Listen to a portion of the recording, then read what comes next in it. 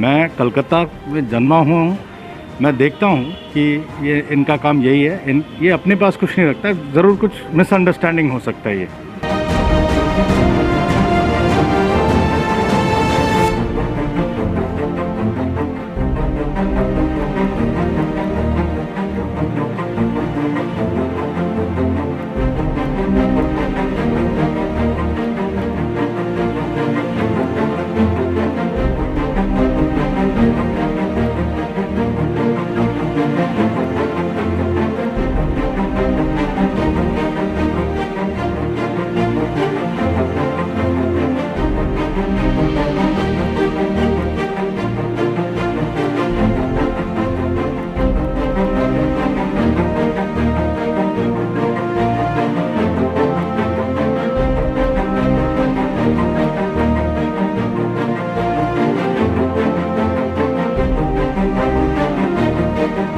I would request all our government officials in the central government to please come outside Mother House every morning at 6 o'clock and see the line of homeless, poor people, and not one of those people are asked to become Christian.